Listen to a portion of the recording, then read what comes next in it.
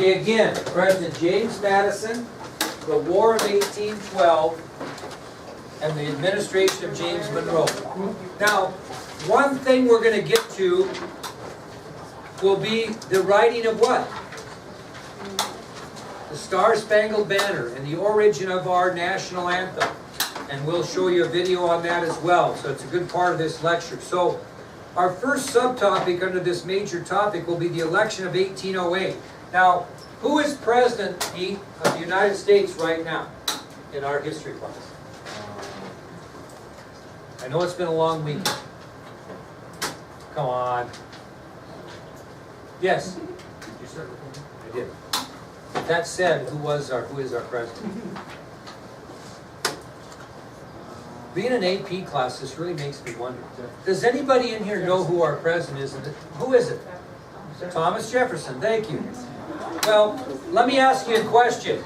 Prior to the election of 1808, Casey Watson, could President Jefferson run for a third term if he wanted to? Yes, he could. Okay? The problem is, prior to this election, President Jefferson refuses to serve a third term. So we're going to have an open election. The incumbent president's not going to be in the running. Okay? So again, parties are going to have to nominate candidates. The Republicans nominated James Madison. Now, I know that you guys have had a weekend, but we should kind of remember some of this stuff. Who was James Madison as it related to President Jefferson's cabinet, Brady? Nice try. He was his Secretary of State. And so he had actually served as President Jefferson's Secretary of State all 8 years that Jefferson was president. So he was very politically ready for the presidency. He was a very quiet, scholarly man who shared most, if not all, of Jefferson's views. So basically, if you were going to vote for James Madison, you were kind of again voting for Thomas Jefferson in ways. So prior to the election, President Jefferson refused to run for a third term. And as a result of that decision, the Republicans nominated James Madison for the presidency. He was a quiet, scholarly man who shared Jefferson's views. And he served 8 years as President Jefferson's Secretary of State. His opponent for the Federalist Party will be a Charles Pinckney again. You can tell, can't you kids, that the Federalist Party is starting to just go, I mean, it's really just disintegrating. So Charles Pinckney is going to run again, and he's going to lose to James Madison. Madison wins easily.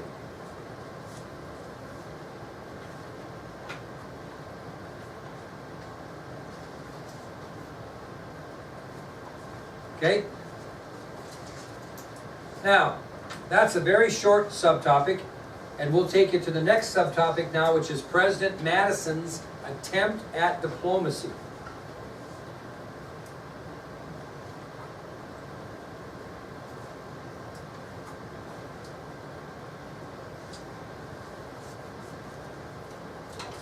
Does anybody remember kind of what was going on in the war in Europe right now?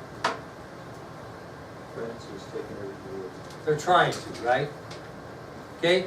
And what's the issue? We're kind of caught in the middle, right? And so when Madison assumes the presidency, he's going to try to find a diplomatic way to keep us out of war. Okay? He's determined to gain respect on the high seas for Americans. In other words, remember, they're impressing sailors, they're seizing ships. We've had that issue. But he doesn't want to do it by war. He's going to try to do it by peace. That's why we call it diplomacy. Well, what President Madison did is he urged both Great Britain and France to remove their restrictions on American shipping. Remember, both countries had restrictions on our shipping? You remember that under the Jefferson presidency? Both Great Britain and France were seizing our ships, heading for the other country, impressing our sailors. We were getting ourselves in a jam continually. So Madison decides to try to take the diplomatic approach, and he urges both Great Britain and France to remove those restrictions.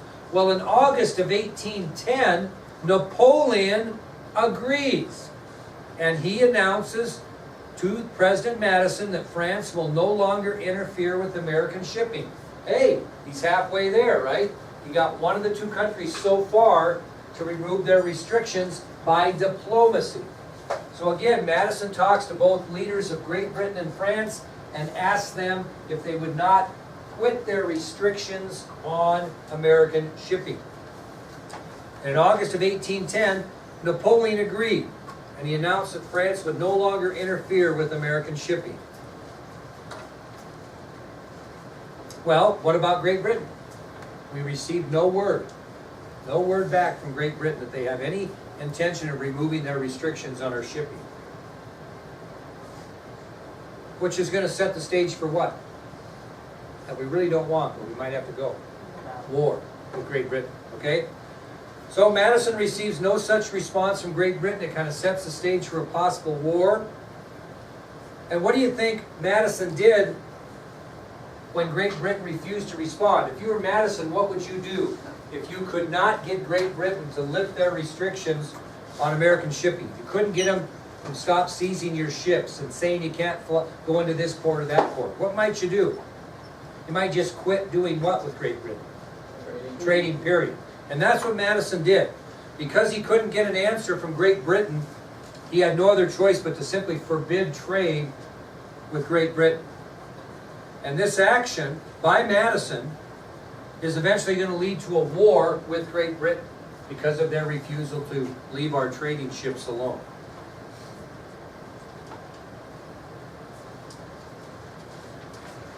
Well, we're going to have an election here before this gets decided, and this is going to be the election of 1812.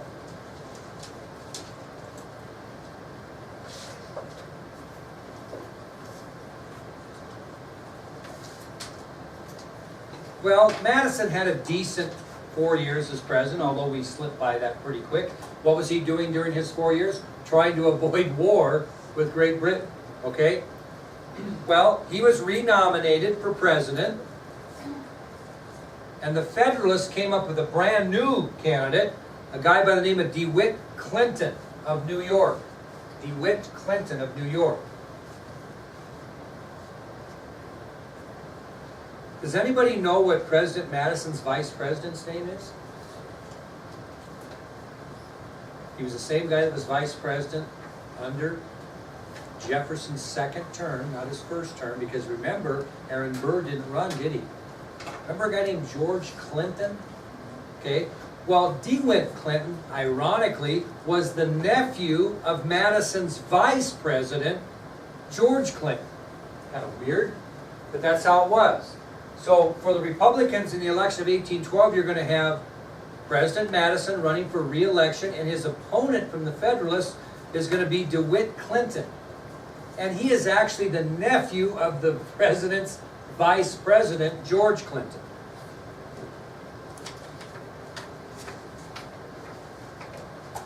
Now, Madison won this election, but it was fairly close.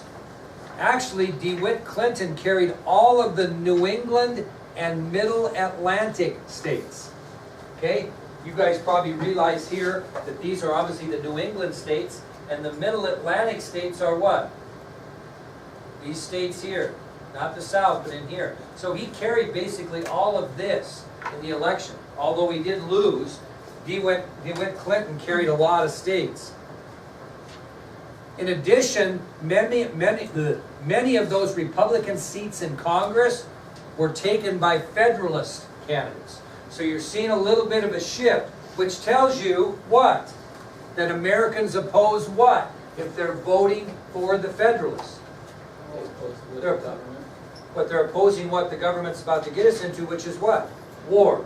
So what this election says to us is, if your Federalist candidate, who's really the party's going down the tubes, if he can finish this close and you're losing seats in Congress to Federalist candidates, it's showing that many more Americans are opposing war, because the Federalist Party would be one that would oppose it. Okay? Now, is Madison trying to promote war? No, but he's not having much luck staying out of it. Okay? So, by virtue of the election of 1812, Madison is re-elected, but he's got some issues, okay, within the government. Well, that'll take us to our next subtopic then, which is President Madison's ultimatum to the British. Ultimatum to the British.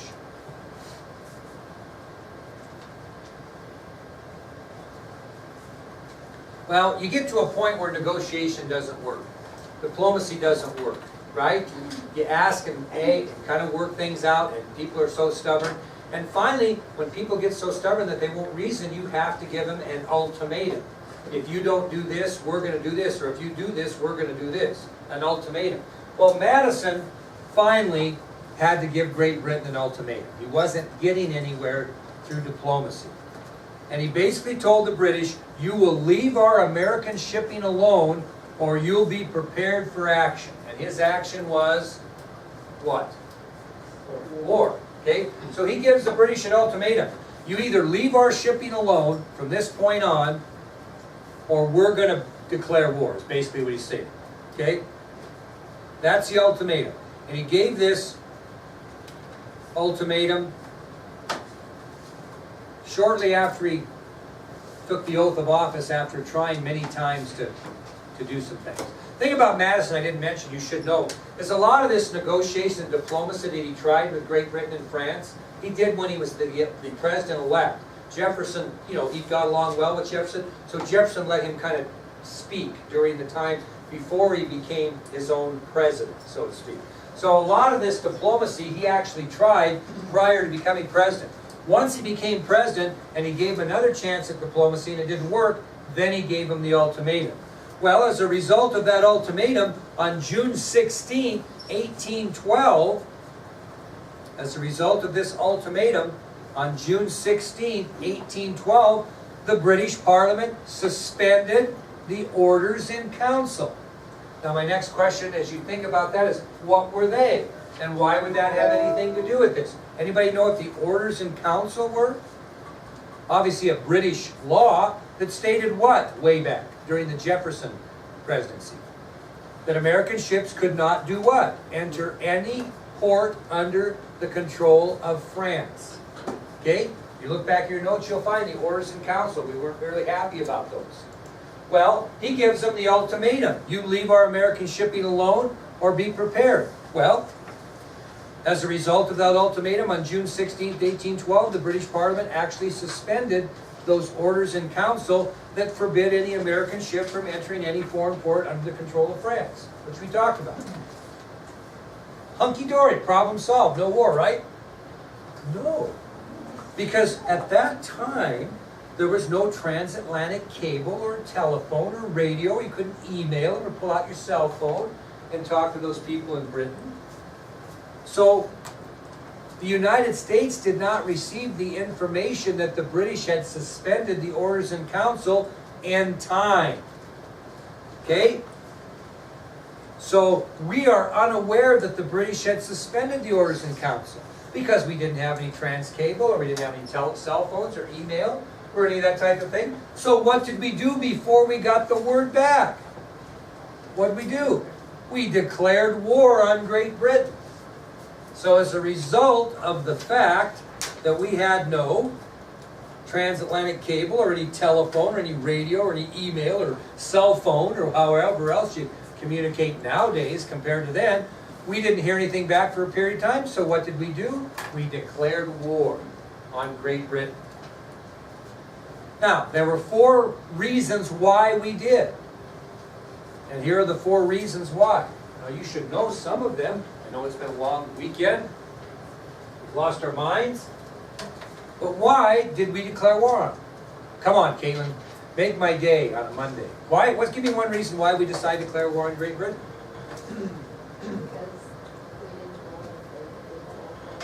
We didn't know. We didn't know that couldn't be one of the reasons. Come on now, Olivia. Why? Think about what we talked about. Why did we declare war on them? Absolutely. They violated freedom of the seas, right? They had kept seizing our ships. So that's one reason we declared war. The buggers violated the freedom of the seas, the international agreement. They kept seizing our ships. Taylor Nolan, what's another reason you would declare war on those buggers? Not only did they take our ships, what was on the ships? What? Well, our goods, but what did they do to our poor sailors? Impress me here a little. What did they do? Or they impressed our sailors, yeah. Impressment of American sailors. They made them serve in their army. So that was another reason why we declared war. Come on, why else did we declare war? I'm tired of taking her pushing me around. Kind of gets at my what? Well, not the other side of that. I got some of this, you know. I'm not going to get pushed around. Actually, Alexander Hamilton had some. But he just wouldn't carry through. Somebody said it. Pride. American national pride. We're tired of the damn British pushing us around. So that was another reason why we declared war. But the last reason's the biggest one. The last reason we declared war was America's hunger for land. Because a war with Great Britain and a victory might provide us some extra land. Which takes us to our next subtopic, which is... What is it? America becomes hungry for land. I want to get into that. So, the reasons we declared war. The violation by the British of freedom of the seas. Their impressment of our sailors. American national pride. We're tired of getting pushed around. And America's hunger for land. And I'll explain that to you now.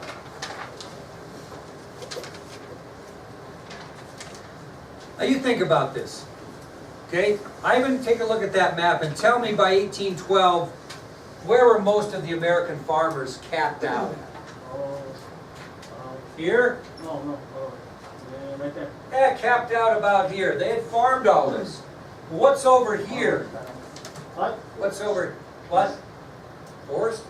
No, These are the Great Plains, my man. What's over here? Prairie. Not very good farmland.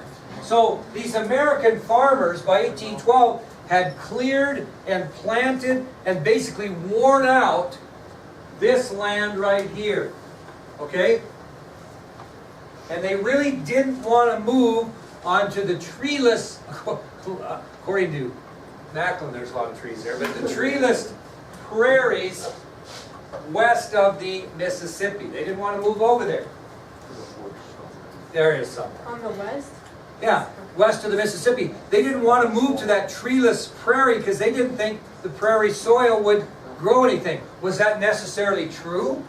No, but that's what they thought.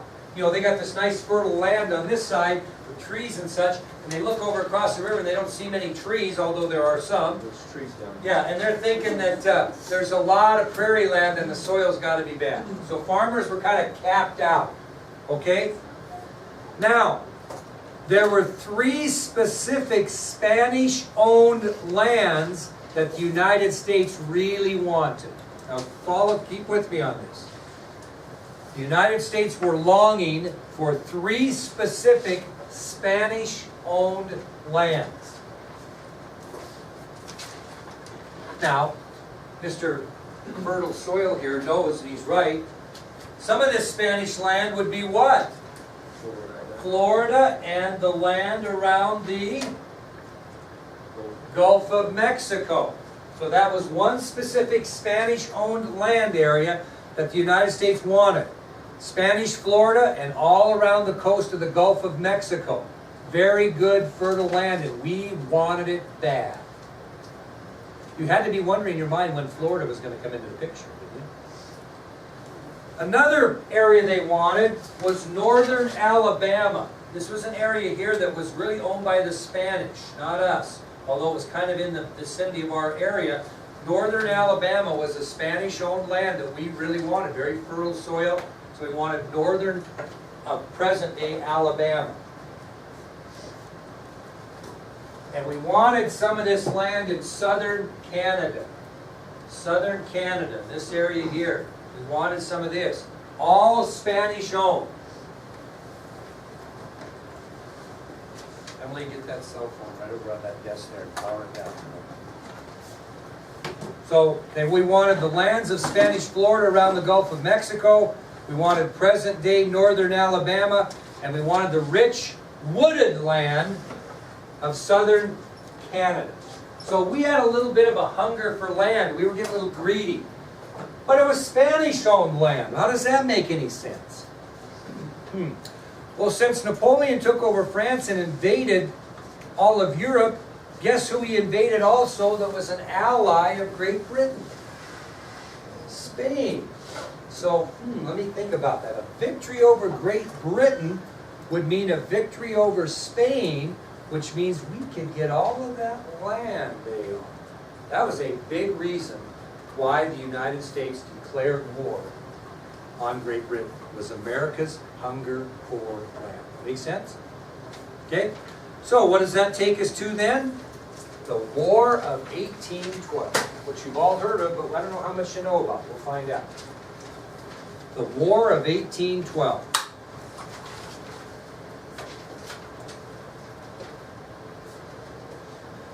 Well, actually, it was June 18th of 1812. June 18th of 1812. Now this was 2 days after what? Great Britain suspended the orders in council, and obviously we didn't get the word back in 2 days, right? So it was on June 18th of 1812 that Congress declared war on Great Britain, because that's who has to do it. The President can't do it, Congress has to.